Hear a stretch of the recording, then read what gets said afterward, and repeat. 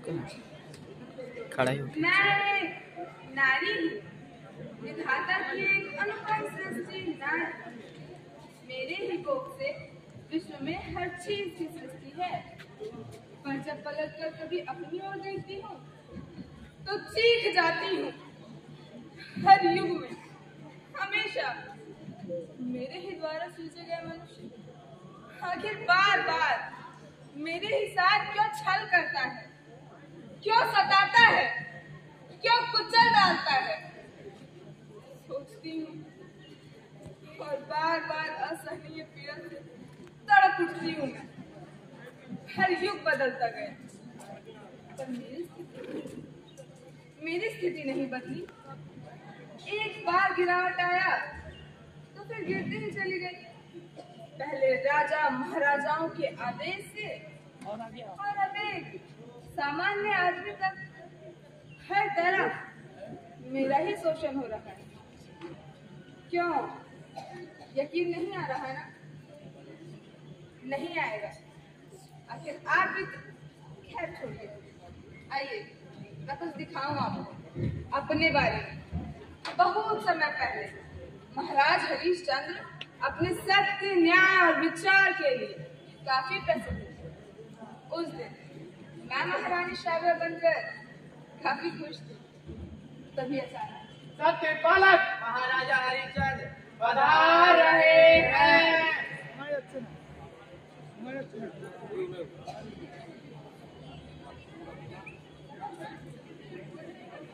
महाराज इस असमय महारानी, होने को कोई टाल नहीं सकता। उसका कोई समय असमय नहीं होता। मैं कुछ समझी नहीं महाराज। महारानी, मैं वचनबद्ध हूँ। आप तो जानते हैं मैं सत्य की प्रतिष्ठा के लिए अपना वचन तोड़ नहीं सकता। इसलिए मुझे अपनी सत्य की प्रतिष्ठा के लिए मुझे आपकी नीलामी करनी होगी। महाराज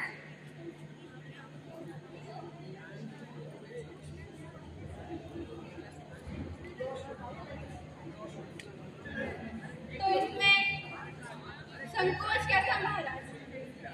मैं नीलामी के लिए सहर्ष तैयार। महारानी, महारानी, महारानी!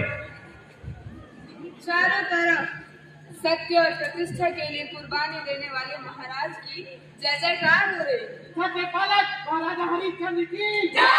सत्य पालक महाराजा हरिश्चंद्र की जय। मैं रोती रही, तड़पती रही। उससे गोश मेरी आवाज बंद हो गई।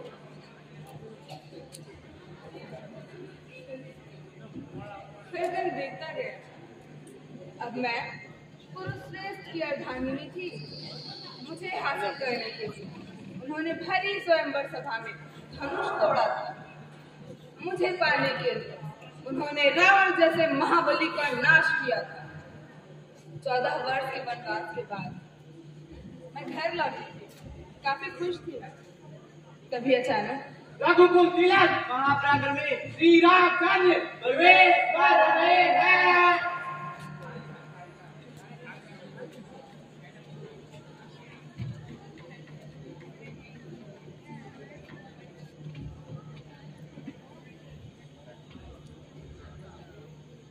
महाराज, आप इस समय सीते, प्रिय, मैं तुम्हें क्या हुआ महाराज? कहीं कुछ अनर्थ तो नहीं हो गया? अनर्थ हो ही गया सीते। मैंने तुम्हें पाने के लिए भरी स्वयंवर सभा में सबको परास्त किया। मैं काफी खुश थी। तुम्हें पाने के लिए मैंने रावण जैसे महाबली का नाश किया। मैं प्रफुल्लित हो उठी थी। पर क्या नाथ?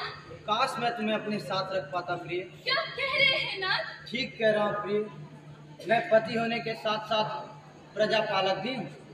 उनके सुख दुख का ध्यान मुझे रखना ही पड़ता है। उनकी इच्छाओं को पूरा करना मेरा कर्तव्य है। अतः क्या नाथ? अतः प्रजाओं की इच्छाओं के अनुसार तुम्हें निर्वासन में जाना होगा। महाराज,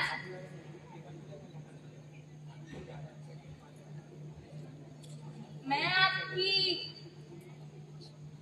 आज्ञा का पालन करूंगी। सीधे सीधे सीधे। फिर क्या था? प्रजाओं की इच्छाओं के अनुसार मुझे निर्वासन में जाना पड़ा। चारों तरफ भगवान श्री राम की जय जयकार हो रही। राजा राष्ट्रपति की जय! जय! और मेरी सिसकियां इन जय घोषों के बीच डूब गई। फिर दिन बीतता गया। एक नए युग में मैं काफी खुश थी। अब मेरे 5 पति थे, पांचों अपने अपने क्षेत्र में प्रतिष्ठित। मैं बहुत खुश थी। तभी अचानक ठहरिए, आप बिना अनुमति अंदर प्रवेश नहीं कर सकते। अनुमति? खामोश बदतमीज, कहाँ है पांचाली? चलो, तुम्हें लेने तुम्हारा मालिक आया है। दुशासन, तुम्हारी ये मजाक अगर मेरे पतियों को पता चला तो वो तुम्हारी जहाँ खींच लेंगे। पति? कौन पति? वे जुआरी जो तुम्हें जुए में हार गए। अब तुम कौरव श्रेष्ठ महाराज दुर्योधन की दासी और दासी।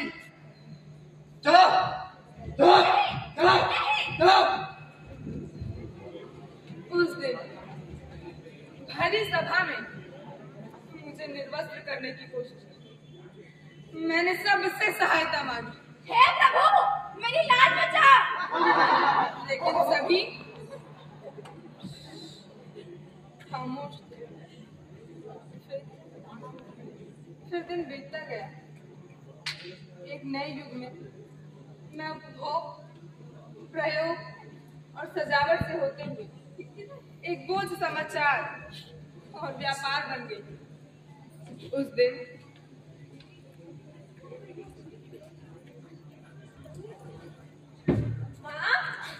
माँ तुम कहाँ हो माँ? बेटा आई मैं। क्या हुआ बेटा? अब तो तेरे कॉलेज का रिजल्ट आने वाला था, आया? हाँ माँ, मेरे कॉलेज का रिजल्ट था आज। माँ मैं टॉप पर हूँ माँ। मुझे पता था बेटा तू जरूर सफल होगी। हाँ माँ, अब तुम देखना, मैं पापा की आशाओं को जरूर पूरा करूंगी। मुझे डॉक्टर बनने से कोई नहीं रोक सकता माँ। पर बेटा इसके खर्चे? ओ माँ, तुम क्यों चिंता करती हो? मैं हूँ ना। मैं इसके लिए कोई नौकरी कर लूंगी, पर पापा की आशाओं को जरूर पूरा करूंगी। अच्छा चल बेटा, पता है मैंने तेरे लिए ना खीर बनाया है। और सच्ची बनाया है। फिर क्या था? मैं अपने आशाओं को पूरा करने के लिए एक नौकरी तलाश की। एक दिन जब शहर के एक बड़े फार्म में मैं इंटरव्यू देकर वापस लौट रही थी, तभी अचानक मानो एक तूफान आ गया। दहाड़ दुकानें बंद हो रही थी। सीट पर पुलिस पब्लिक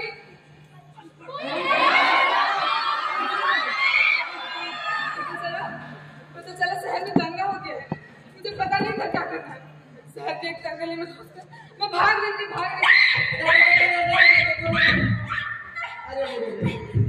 देखकर क्या नहीं सकती, लग गई ना? जी वो मेरी ही गलती थी। कोई गलती करके जा कर रही है। जी वो मैं कुछ काम से इधर आई थी, पर अचानक दंगा भड़क गया और मैं फंस गई। तेरा नाम क्या है रे? जी किरण। किरण, ये जल्दी क्या लाला? जी घूमेंगे फिरेंगे ऐसे करेंगे, बिना ला के छोड़ देंगे और क्या?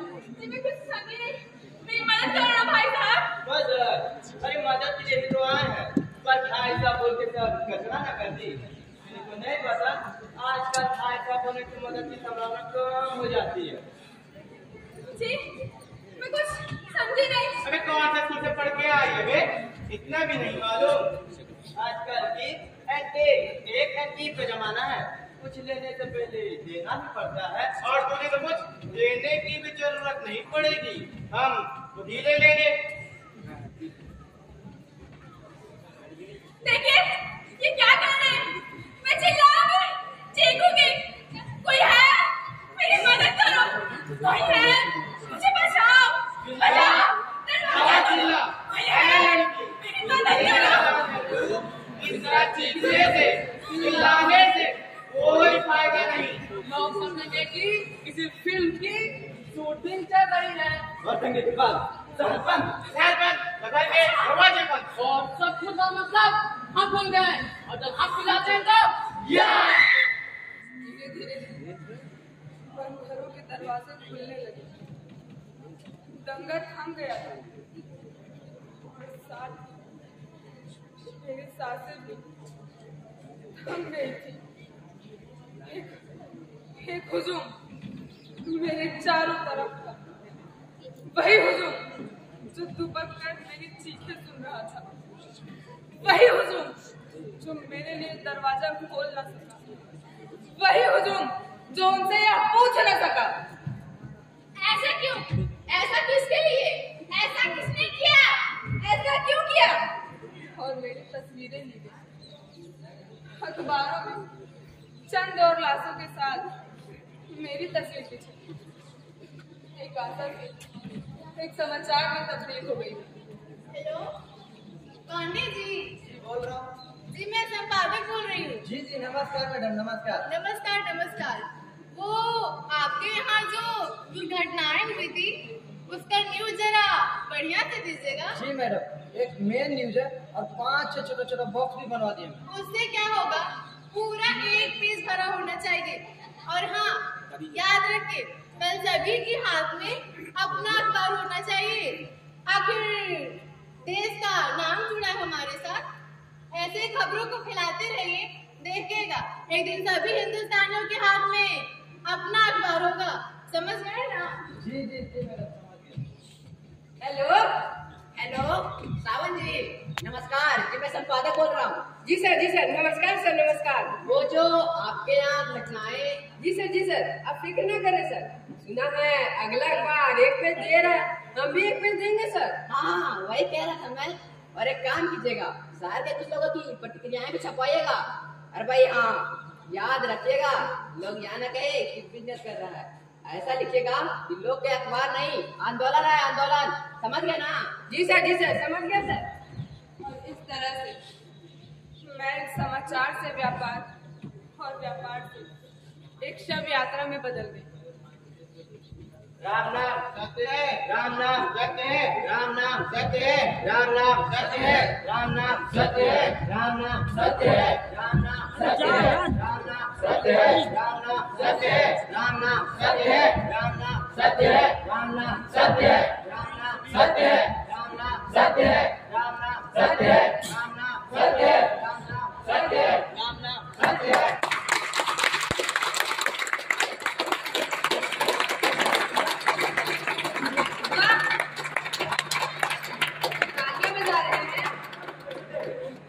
और बजाइए ना, मैं भी साथ में बजाऊंगी। दरअसल दर्शक है ना, तालियां बजाना ही तो सीखा है आप लोगों। हर युग हर घटना को देखिए, तालियां बजाना, घर जाना, खाना खाना और सो जाना, और फिर से सुबह उठकर एक नई घटना के लिए तालियां बजाना। और वो घटना अगर किसी औरत की हो तो और गर्मजोशी के साथ तालियां बजाना। बस यही तो सीखा है आपने।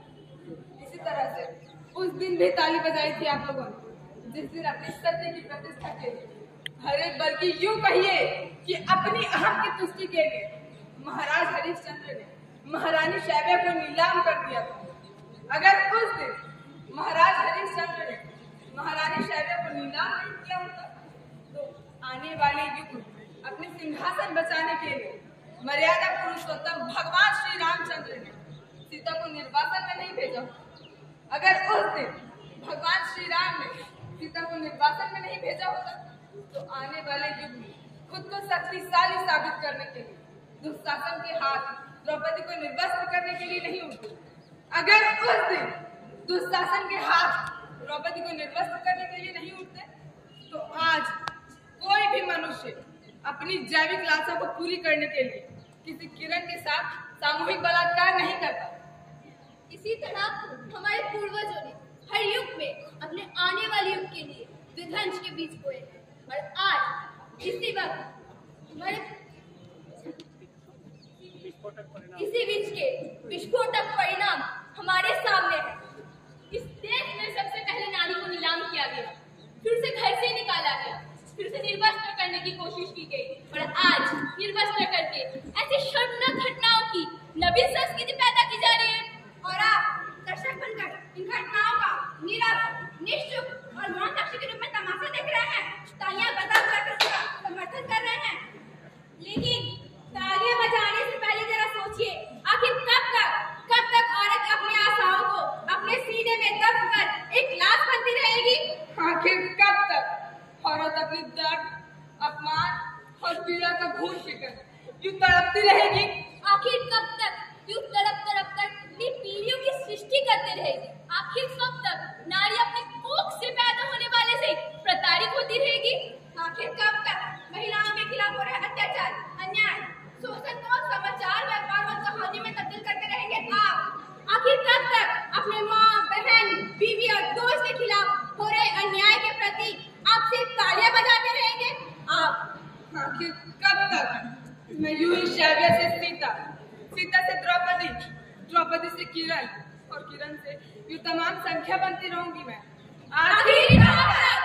इन विषम परिस्थितियों के बाद मेरी मौत पीटी उषा और मेरी कौन जैसी महिलाओं में भी है।